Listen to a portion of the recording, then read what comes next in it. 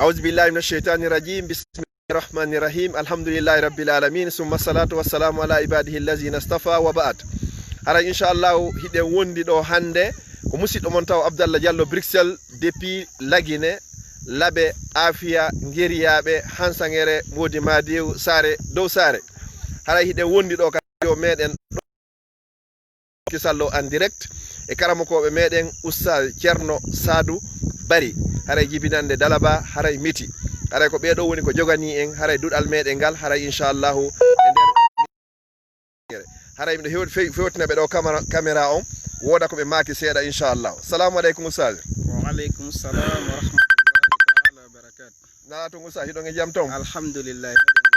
A yettude Allah nala ton? Yettore Allah alhamdulillah. Alhamdulillah yetti Allah. Haray ko ɓeɗo makete Oustaz Ceerno Sadou Bari inchallah ko ɓeɗo woni jannande en ka duɗal ngal udituɗe hara inchallah mi landoɓe ɗo si tawi hara hiɗon e jaam Oustaz.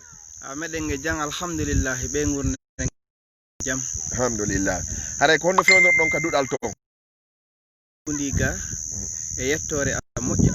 Alhamdulillah. Haray hino takko maɓɓe ɗo haray koto an maketeɓe Alpha Ishaqa Diallo. Assalamu aleykum. Wa aleykum salam wa rahmatullahi wa barakatuh. Nala ton hiɗon e jaam ton? Meɗen e jaam alhamdulillah yettude Allah. Alhamdulillah. Ko honno fewnor ɗon ka duɗal? Ene ko yettude Allah subhanahu wa ta'ala alhamdulillah. Alhamdulillah. Haray Oustaz Ceerno Sadou haray fewnor ko honno fewnor ɗon onon e janggana kuɓɓe? Meɗen e jaam nini. Naam. Haray taw haray inchallah on yafoto musidɓe julɓe tedduɓe haray ko réseau on haray Allah ɓeydi moƴƴinande ka meɗen ga okkay lamɓe fewɓe nunɗuɓe inchallah waɗa enen ka lamateri haray ɗe yiltita kadi caméra on kono ɓuuri e yawirde no newori inchallah hayso ko minute goto Oustaz Ceerno Sadou Bari.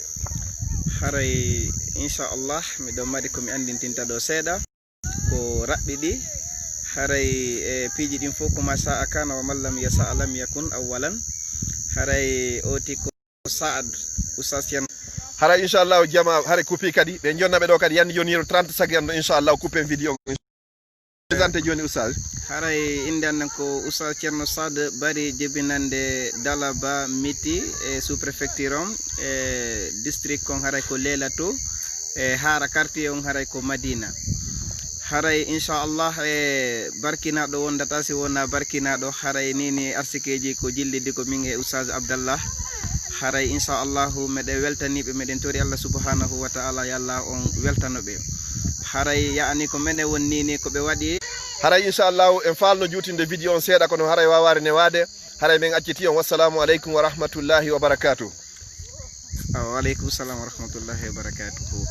Haray ɗo mi falano yewtugo seeɗa ko yewte programme jande nden ga fi e markaz on e internat on haray hino woodi hino laati e école français on kadi hino woodi kadi haray meɗen ƴetta gila 6 ans ha 13 ans 14 ans meɗen ƴetta kono haray ko ɗo woni libit toon nini taw ha woda ko men makodi min e Oustaz Abdallah bi iznillahi ta'ala haray ko ɗo woni ko ɓe waɗnini haddu on taw ɗo woni happonde nini taw limit on inchallah. Haray e programme jangi on nini no mi wonirno jangude haray meɗen fuɗɗo partie de 6 heures min ara nini ha e midi on e 12 heures on haray e programme ko wona jangede ga ko nini ko Qur'an kañum e darsu ko yowti e aqida e fiqiya ɗum ɗon fof nini meɗen waɗa ko markaz ga alhamdulillah haray meɗen mari nini effectif nini effectif ko yata yani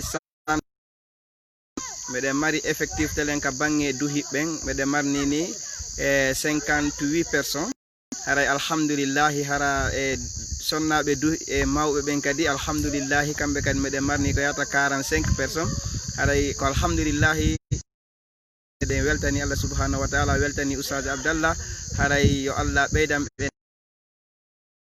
ɓe feere e cellal haray meɗen weltani Allah subhanahu ano haray nde tawde ɗum ɗo nelal sallallahu alaihi wa sallam ɓe maaki haray e ko honɗum woni yiɗangol yimɓe mum ɓe moƴƴere